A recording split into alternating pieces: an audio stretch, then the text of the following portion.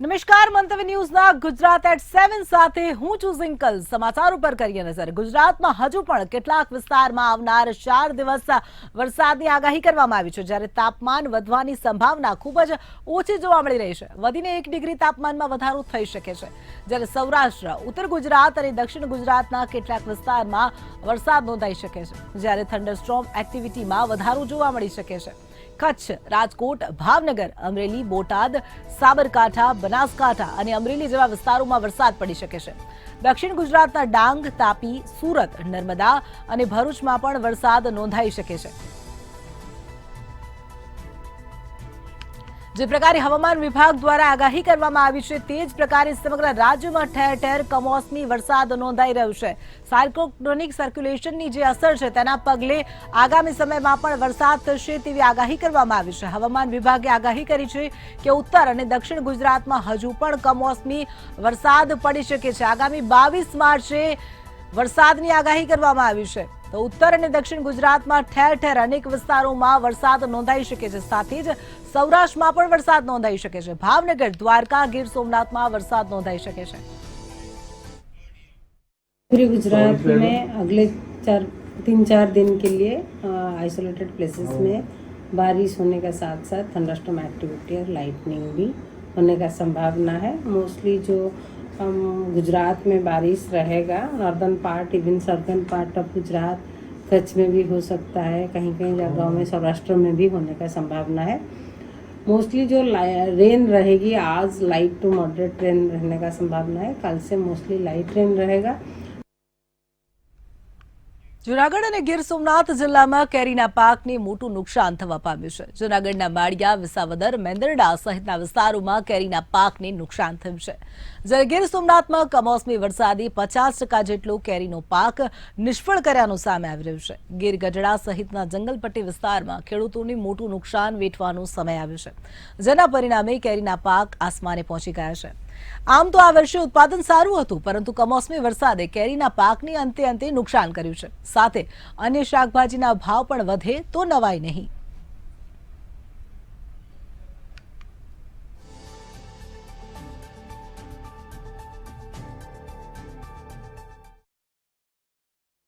છેલ્લા 5 થી 7 દિવસથી સૌરાષ્ટ્રમાં માવઠું થઈ રહ્યું છે અને જેના કારણે ખેડૂતોને છે તે રોવાનો વારો આવ્યો છે। જૂનાગઢ જિલ્લાના જે માળિયાહાટીના તાલુકા, મેંદરડા, માણાવદર સહિતના પંથકમાં જે કમોસમી વરસાદ વરસ્યો અને જેના કારણે જે પાક છે તેને નુકસાન થયું છે। ખાસ કરીને આંબાની જે સ્થિતિ છે, આંબા હાલ ધરાશાયી થયા છે।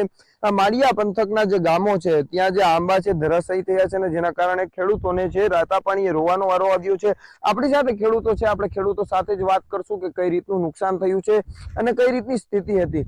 શું કહેશો, ગઈકાલે જે માવઠું થયું, કમોસમી વરસાદ ભારે પવન સાથે થયું, કઈ રીતની સ્થિતિ સર્જાઈ હતી? સ્થિતિમાં એકદમ જોરદાર વાવાઝોડાથી ડબલ કહેવાય એવો પવન, એકારે વરસાદ અને પવન, આંબામાં 50% નુકસાન આસાનથી થયું છે અને એવા સમયમાં અમારા ચણાનું, ઘઉંનું વાવેતર છે એ તો નિષ્ફળ ગયું। ત્યારે અમે આંબાની માથે અત્યારે ઓલામાં તો ઉત્પાદન તો ભગી ગયું હતું, આંબા માટે મોટું નુકસાન થયું, એ અમારી માટે ઘાતક બની ગયું છે। અત્યારે ફક્ત આંબા જ નહીં, પરંતુ ઘઉં, ઝીણું, ચણા સહિતના જે પાકોમાં પણ નુકસાન થયું છે। આપણી સાથે અન્ય ખેડૂત છે, આપણે તેમની સાથે વાત કરશું। કયા કયા પાકોમાં નુકસાન અને કેટલું? અહીંયા ડુંગળી, લસણ, ચણા, ધાણા જેવા વાવેતર થાય છે અને જે પાથરે પડેલા હોય અને એને હજી તૈયારી પણ ખેડૂતોએ કરી નથી અને ઓચિંતાનો અચાનક જોરદાર પવન અને વરસાદ સાથે આવેલો અને જેને પારાવાર નુકસાની થઈ છે અને આંબાના પાકને પણ મોટે પાયે નુકસાન થઈ। એક આશા એક આંબા ઉપર હતી, એ પણ લગભગ હવે ફળીફૂટ થાય એવું લાગતું નથી। હું આપના માધ્યમથી સરકારને કહેવા માગું છું કે માત્ર 2000 રૂપિયાના કિસાન સન્માન નિધિથી રોડ વિવાહ કરતાં આનો સર્વે કરી અને તાત્કાલિક સહાય આપે એવી અમારી માંગણી છે। સાથે સાથે હું મંતવ્ય ન્યૂઝનો પણ ખૂબ ખૂબ આભાર માનું છું, જેણે અમારી આ પરિસ્થિતિની નોંધ લઈ અને અમે સર્વે કરવા માટે અમને હેલ્પરૂપ થયા છે, એ બદલ ખૂબ ખૂબ આભાર। જે રીતે માળિયા સહિતના જે ગ્રામ્ય પંથકો છે ને ત્યાં વાવાઝોડા જેવી સ્થિતિ ગઈકાલે સર્જાઈ હતી। કમોસમી વરસાદના લીધે અનેક પાકોને નુકસાન થયું છે। આ ગામના સરપંચ જલંધરના આપણી સાથે છે। સરપંચ, શું કહેશો, તમારા ગામની કઈ રીતની સ્થિતિ વરસાદ બાદ સર્જાઈ? વરસાદ બાદ તો શું છે, માળાના સપરા ઉડી ગયા, ગોડાઉન તૂટી ગયું, પછી કઈ રીતની સ્થિતિ? પછીની સ્થિતિ તો અત્યારે સરકારી તંત્ર તો કોઈ રીતે જાણ કરી, મેં બધી મામલતદારને જાણ કરી, ટીડીઓને જાણ કરી, તલાટી, ગ્રામ સેવક, જિલ્લા વિકાસ એજન્સી બધાને જાણ કરી, પણ હજી સુધી કોઈ તંત્ર એ અમારા ગામની મુલાકાત લીધી નથી. તો ખાસ કરીને અનેક વાર જે તંત્રને ગઈકાલથી જાણ કરવામાં આવી છે, પરંતુ સરકારી તંત્રના એક પણ અધિકારી કે કોઈ પણ અહીં જે હજુ આવ્યું નથી અને સર્વેની કામગીરી નથી કરાઈ. ખેડૂતોની એક જ માંગ છે કે જ્યાં નુકસાન થયું છે કમોસમી વરસાદથી ત્યાં જલ્દીથી સર્વે કરી અને જે સહાય આપવામાં આવે તેવી માંગ ઉઠી છે. સાથે જે માલઢોરનો જે નીણ હોય છે તે પણ પલળી ગયો છે, એટલે ખેડૂતો અને માલધારીઓ હાલ મુશ્કેલીમાં મુકાયા છે. અમર બખાય, મંતવ્ય ન્યૂઝ, જૂનાગઢ. લોકસભા 2024 ચૂંટણીને લઈને 21 તારીખે દિલ્હી દરબારમાં ગુજરાતના ધારાસભ્યોની બેઠક મળશે. તમામ લોકસભા સાંસદોને દિલ્હી હાજર રહેવા માટે સૂચના આપવામાં આવી છે. ગુજરાત ભાજપ પ્રદેશ અધ્યક્ષ CR પાટીલની અધ્યક્ષતામાં બેઠક મળશે.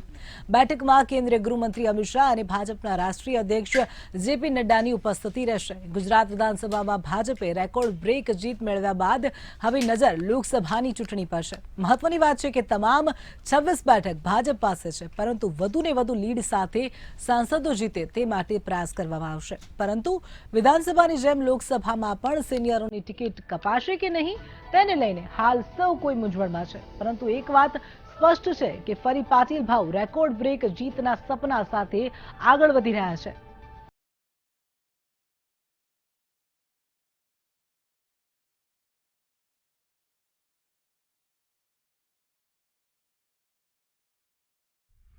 રાજ્ય સરકાર દ્વારા શ્રમિકોના વેતનમાં સૌપ્રથમ વખત 25% જેટલો માતબર વધારો કરાયો છે. પ્રત્યક્ષ અને પરોક્ષ રીતે રાજ્યના અંદાજે 2 કરોડથી વધુ લોકોને તેનો સીધો ફાયદો થવાની સંભાવના છે. શેરડી, કાપણી, ફરણીના વ્યવસાય માટે લઘુત્તમ વેતન દરમાં 100%નો વધારો કરવામાં આવ્યો છે. રાજ્ય સરકારે ગુજરાત રાજ્ય લઘુત્તમ વેતન સલાહકાર બોર્ડ સાથે વિચાર વિમર્શ કરીને લઘુત્તમ વેતનના દર સુધારવાનું નક્કી કર્યું છે. લઘુત્તમ વેતન ધારા હેઠળની અનુસૂચિ પૈકીના 46 વ્યવસાયો સંદર્ભે જણાવાતા મંત્રીએ ઉમેર્યું કે શ્રમ, કૌશલ્ય વિકાસ અને રોજગાર વિભાગ દ્વારા સૂચિત લઘુત્તમ વેતનના દરો અંગે સંબંધકર્તાઓના વાંધા સૂચન મંગાવતું જાહેરનામું પ્રસિદ્ધ કરવામાં આવ્યું હતું, જે સંદર્ભે વિવિધ વાંધા સૂચનો મળ્યા હતા.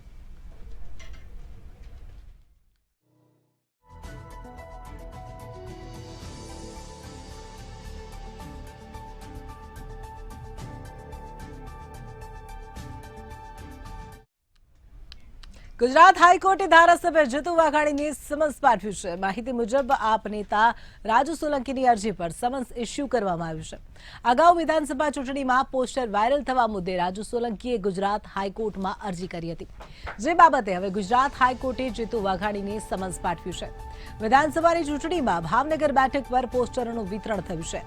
આપ નેતા રાજુ સોલંકીએ ભાજપને સમર્થન આપ્યાના પોસ્ટર વાયરલ થયા બાદ રાજુ સોલંકીએ ગુજરાત વિધાનસભામાં અરજી કરી હતી.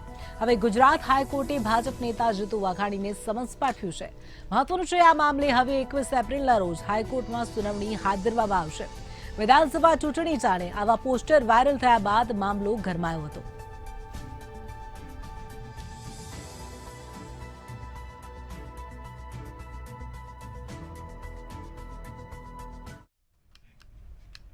ગાંધીનગરમાં વિધાનસભામાં પ્રશ્નોત્તરી સ્તર યોજાયું હતું, જેમાં ખુલાસો થયો હતો કે સરકારી કોલેજોમાં જગ્યાઓ ખાલી, પોલિટેકનિક કોલેજોમાં અડધી જગ્યાઓ ખાલી, વર્ગ 1ના મજૂર મહેકમ 171 સામે 84 જગ્યા ખાલી, વર્ગ 2ના મજૂર મહેકમ 2232 સામે 182 જગ્યા ખાલી, વર્ગ 3ના મજૂર મહેકમ 1060 સામે 720 જગ્યા ખાલી, વર્ગ 4ના મજૂર મહેકમ 527 સામે 403 જગ્યા ખાલી. ધારાસભ્ય CJ ચાવડાના સવાલ પર સરકારનો જવાબ.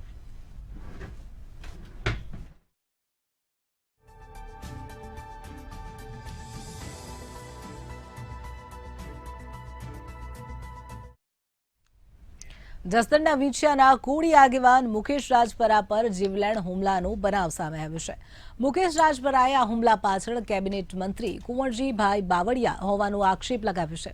આજે સવારે વિંછિયા બંધનું એલાન મુકેશ રાજપરા દ્વારા આપવામાં આવ્યું હતું. અને તે પહેલા જ મુકેશ રાજપરા સાથે બાઇક અથડાવી પગના ભાગે એક રાઉન્ડ ફાયરિંગ કરી 6 જેટલા શખ્સોએ લોખંડના પાઇપ સહિતના હથિયારો સાથે હુમલો કર્યો હોવાનું મુકેશ રાજપરાએ જણાવ્યું હતું.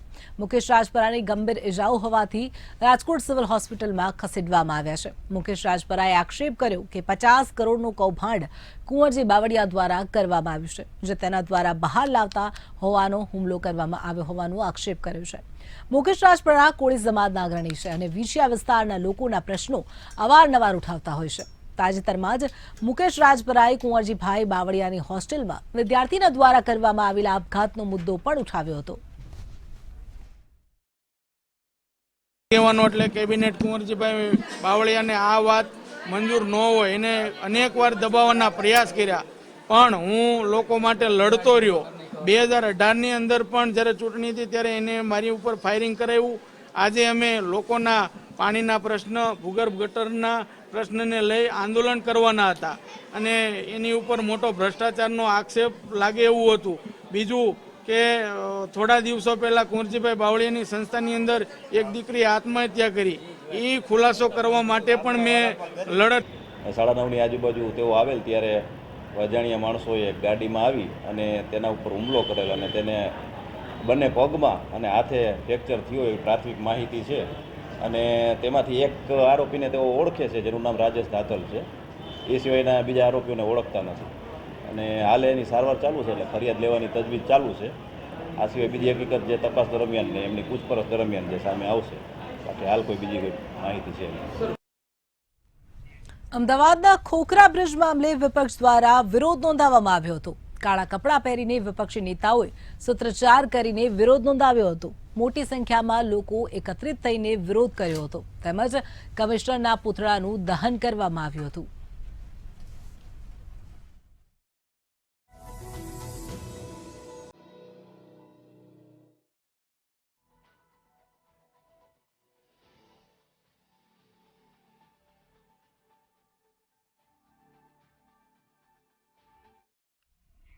પાકિસ્તાનના દર્દી કોરોના બાદ ખૂબ જ ગંભીર અને જીવલેણ એવી મ્યુકરમાઇસિસ બીમારીમાં સપડાયા હતા. પાકિસ્તાનના ડોક્ટરોએ બચાવવાની ઉમ્મીદ છોડી દીધી હતી અને ત્યારબાદ પાકિસ્તાનથી સોશિયલ મીડિયા થકી સુરતના આયુર્વેદિક ડોક્ટર રજનીકાંત પટેલનો સંપર્ક થયો હતો અને તેમણે પાકિસ્તાનના ડોક્ટરે ના પાડી દીધેલ દર્દીના સુરતથી બેઠા બેઠા આંખો પણ બચાવી લીધી અને જિંદગી પણ બચાવી દીધી. ભારતનો આયુર્વેદ માત્ર ભારતમાં જ નહીં પરંતુ અન્ય દેશોમાં પણ ઉપયોગી નીવડ્યો છે. આયુર્વેદિક દવાઓથી સુગંધ આપના પાડોશી દેશ પાકિસ્તાનમાં પણ પહોંચી છે. પાકિસ્તાનના 3 દર્દીઓ બ્લેક ફંગસ એટલે કે મ્યુકરમાઇકોસિસના રોગથી પીડિત હતા.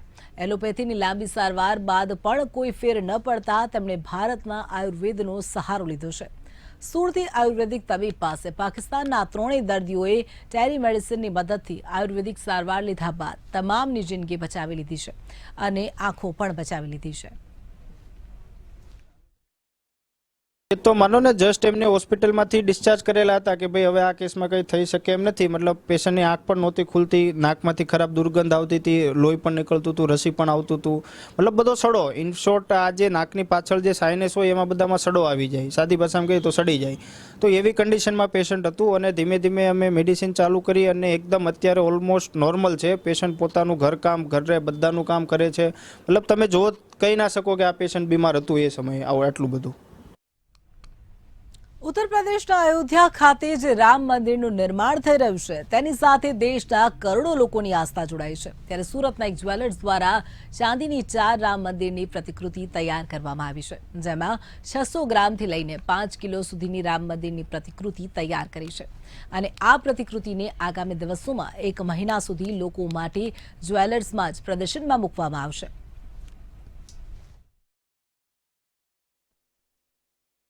આજે રામ મંદિરની અમે જે ચાંદીમાં જે પ્રતિકૃતિ બનાવી છે એનો વિચાર મને આજથી 4 મહિના પહેલા જ્યારે ન્યૂઝમાં એવી ખબર પડી કે લોકોએ સોના અને ચાંદીનું દાન કર્યું છે એની સ્થાપનામાં, એના જે પાયામાં મૂકવા માટે, તો ત્યાંથી એવો વિચાર આવ્યો કે લોકોની જે ભાવના છે રામ મંદિરને ચાંદીને સોનામાં જોવાની, તો અમે વિચાર્યું કે આપણે ચાંદીમાં આખું એક સ્ટ્રક્ચર જે છે એનું ઊભું કરીએ. તો આ જે છે તે મને એનાથી પ્રેરણા મળી અને એના પછી અમે લોકો એના પર રિસર્ચ ચાલુ કર્યું કે એની કેટલા સ્તંભ છે, એની હાઇટ, એની વિડ્થ, એને જે છે ને પ્રપોર્શનેટ નાનું કરીને બનાવીએ તો કેવી રીતના બને એ રીતના એનું આખું રિસર્ચ કરીને પહેલાં અમે એને વુડનમાં બનાવ્યું, વુડનનું 3D સ્ટ્રક્ચર બનાવ્યું. એને પછી અમે ચાંદીમાં બનાવવાનું કામ ચાલુ કર્યું, જેને ટોટલ 4 મહિના. વડોદરામાં રખડતા ઢોરે વધુ એક વૃદ્ધાની અડફેટે લીધા હતા. ભૂતડી જાપા પાસે દવા લઈને ઘરે જતા સમયે ગાયના ટોળાએ અડફેટે લેતા હાથમાં ફ્રેક્ચર થયું હતું. મુક્તાબેન નામના વૃદ્ધા બંગલામાં ઘરકામ કરીને ગુજરાન ચલાવતા હતા, ત્યારે ગાયે અડફેટે લેતા ફ્રેક્ચર થયું હતું, જેનો પરિવારને 20,000 રૂપિયા જેટલો હોસ્પિટલ ખર્ચ થયો હતો. ત્યારે પરિવારે રખડતા ઢોરોના ત્રાસ વધી ગયો હોવાનું જણાવ્યું હતું. તેમજ તંત્ર દ્વારા ખાલી મોટી મોટી વાતો કરવામાં આવે છે અને કોઈ પણ પ્રકારના પગલાં લેવામાં આવતા નથી તેમ જણાવ્યું હતું.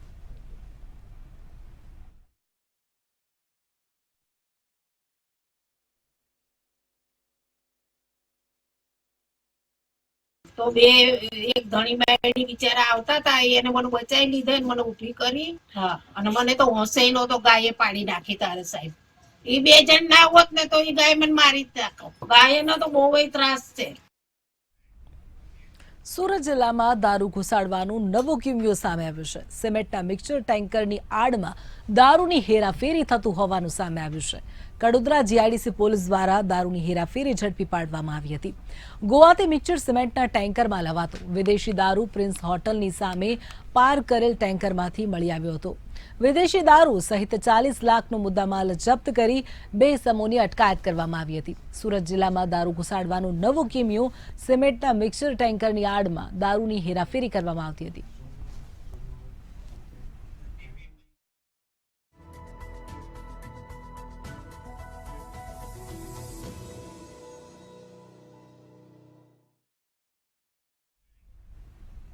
વાપી નજીક બગવાડા ટોલ નાકા પર બબાલ થઈ હોવાનું સામે આવ્યું છે. સ્થાનિક ટેમ્પો ચાલકો પાસેથી વધુ ટોલ ટેક્સ વસૂલ્યાનો આક્ષેપ સાથે બબાલ શરૂ થઈ. ટોલ કર્મીઓએ ટેમ્પો ચાલકને માર માર્યો હોવાના પણ આક્ષેપ કરવામાં આવ્યા છે. સમગ્ર ઘટનાની જાણ થતાં જ પોલીસ ઘટના સ્થળે પહોંચી હતી.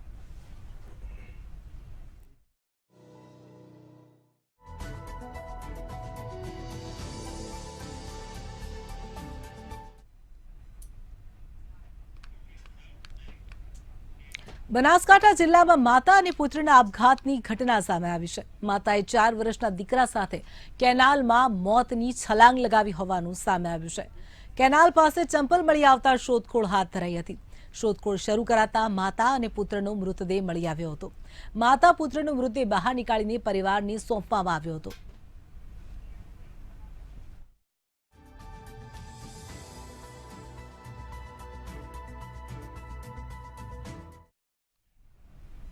બોટાદના ગઢડા તાલુકામાં આવેલ કેરાલા ગામે પ્રાથમિક શાળા પાસે મૃત પશુઓની ખાલ ઉતારવામાં આવતી હોવાથી શાળામાં દુર્ગંધનો પ્રશ્ન ઉભો થયો છે.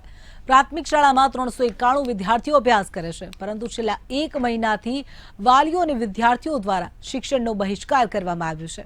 આ અંગે તંત્રને વારંવાર રજૂઆતો કરાઈ હોવા છતાં કોઈ નિરાકરણ ન આવતા વિદ્યાર્થીઓ અને વાલીઓ દ્વારા કલેક્ટર કચેરી ખાતે ધરણા યોજી રામધૂન બોલાવી હતી. આ ઉપરાંત જ્યાં સુધી આ પ્રશ્નનું નિરાકરણ નહીં આવે ત્યાં સુધી ધરણા કરવાની ચીમકી પણ ઉચ્ચારી હતી. સ્કૂલની બાજુમાં ખાલ ઉતારવાનું કામ ચાલે છે મૃત ઢોરોનું. એના કારણે સ્કૂલની અંદર ખૂબ જ દુર્ગંધ આવે છે અને આ દુર્ગંધને કારણે વિદ્યાર્થીઓ ત્યાં સ્કૂલની અંદર બેસી શકતા નથી. આ માટે અવારનવાર આ લોકોએ પ્રાંત, કલેક્ટર, પોલીસ સ્ટેશન, મામલતદાર દરેક જગ્યાએ રજૂઆત કરી છે, પરંતુ આ તંત્રએ એમની વાત સાંભળી નથી અને આવડા લોકોએ કંટાળી અને આજે કલેક્ટર ઓફિસને પત્રમાં આવેદનપત્ર આપ્યું છે. આજે અમે કલેક્ટર સાહેબ પાસે આવ્યા છીએ અને છેલ્લા 1 મહિનાથી અમારા ગામના બાળકો શાળાએ જતા નથી. શાળા બંધ છે. 3 તારીખે બાળકોની પરીક્ષા ચાલુ થાય છે. 1 મહિનાથી બાળકો શાળાએ નથી જતા. હજુ સુધી તંત્ર દ્વારા કોઈ પણ એનો ઉકેલ લાવવા માટે એનો પ્રશ્ન ઉઠાવવામાં આવ્યો નથી. આગળનો કાર્યક્રમ મારો એવો છે કે જો અમે અત્યારે ધરણા ઉપર બેસવા માટે આવ્યા છીએ, કારણ કે બાળકોનું ભવિષ્ય બગડે છે અને અત્યારે અમે ધરણા ઉપર બેસ્યું અને ધરણા ઉપર બેઠા બેઠા અમારા પ્રશ્નને સોર્ટ આઉટ કરવામાં આવે અને જો સોલ્યુશન લાવવામાં નહીં આવે, લિખિત બાંહેધરી આપવામાં નહીં આવે અને કાયમી ધોરણે આ પ્રશ્નનું સોલ્યુશન આપવામાં નહીં આવે ત્યાં સુધી અમે ધરણા ઉપર બેસીશું. ભાવનગર મહાનગરપાલિકા દ્વારા ગેરકાયદેસર દબાણો દૂર કરવાની કાર્યવાહી હાથ ધરવામાં આવી હતી. ભાવનગર મહાનગરપાલિકાના કમિશનર એનવી ઉપાધ્યાયના માર્ગદર્શન હેઠળ આ કાર્યવાહી કરવામાં આવી હતી. દબાણ હટાવો ઝુંબેશ હેઠળ 35થી વધુ કેબિનો જેસીબીની મદદથી તોડી પડાઈ હતી. ગેરકાયદેસર દબાણો ટ્રાફિકની સમસ્યા ઊભી કરતા હોવાથી ગેરકાયદેસર દબાણો દૂર કરવાની કાર્યવાહી હાથ ધરવામાં આવી હતી.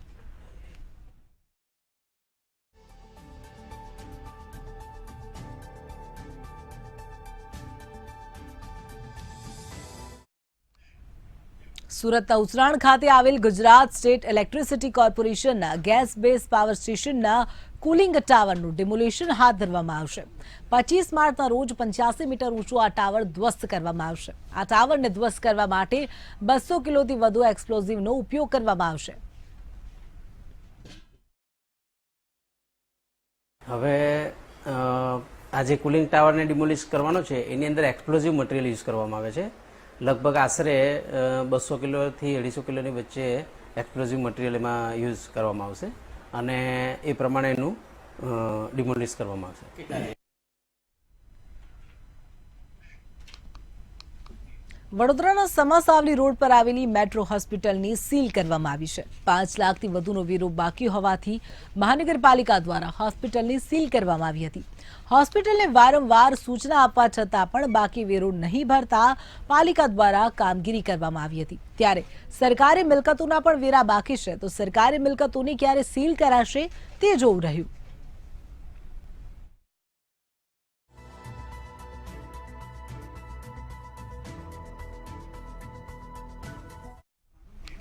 સુરત શહેરમાં કોરોનાના પોઝિટિવ કેસોની સંખ્યામાં વધારો નોંધાઈ રહ્યો છે. માર્ચ મહિનામાં કોરોનાના 64 જેટલા પોઝિટિવ કેસો નોંધાયા છે. કોરોનાના પોઝિટિવ દર્દીઓના ઘરની બહાર ક્વોરન્ટાઇનના બોર્ડ પણ લગાવવાની શરૂઆત કરવામાં આવી છે. કોરોનાના વધતા પોઝિટિવ કેસોની સંખ્યાને લઈને તંત્ર એલર્ટ થયું છે. સુરત મહાનગરપાલિકામાં આ વર્ષમાં માર્ચ મહિનાથી અત્યાર સુધી કુલ 64 જેટલા કેસ નોંધાયેલા છે. હાલમાં 50 જેટલા કેસો એક્ટિવ કેસ છે. આ તમામ કેસ હોમ આઇસોલેશન અંતર્ગત છે. કોઈ પણ દર્દી હાલમાં હોસ્પિટલમાં દાખલ નથી. તમામ હોમ આઇસોલેશન કેસનું કંટ્રોલ રૂમ દ્વારા દૈનિક ધોરણે ટેલિફોનિક ફોલોઅપ પણ કરવામાં આવે છે અને જરૂર જણાયે રેફરલ સેવાઓ પણ પૂરી પાડવામાં આવે છે. વડોદરામાં ધોરણ 10ની પરીક્ષામાં શાળાની મનમાની સામે આવી છે. પ્રિયાંશી સોની નામની વિદ્યાર્થીની 35 મિનિટ મોડી આવતા પરીક્ષામાં બેસવા દેવામાં ન આવી. આજે ધોરણ 10 સાયન્સની પરીક્ષા હતી. વિદ્યાર્થીની ગોરવામાંથી હરણી વિસ્તારની બ્રાઇટ શાળામાં પરીક્ષા આપવા માટે ગઈ હતી. વિદ્યાર્થીનીને પરીક્ષામાં ન બેસવા દેતા હવે જુલાઈમાં ફરીથી પરીક્ષા આપવી પડશે. જ્યારે ઘટનાને લઈને મહિલા પોલીસ સહિતનો કાફલો શાળાએ પહોંચ્યો હતો.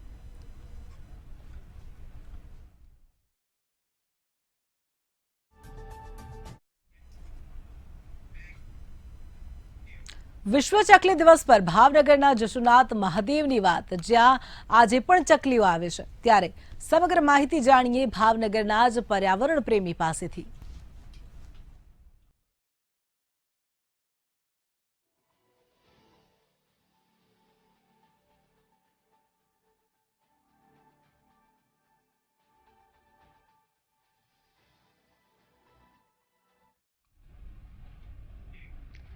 તો હાલ સમાચારોમાં બસ આટલું જ. રજા આપશો. નમસ્કાર.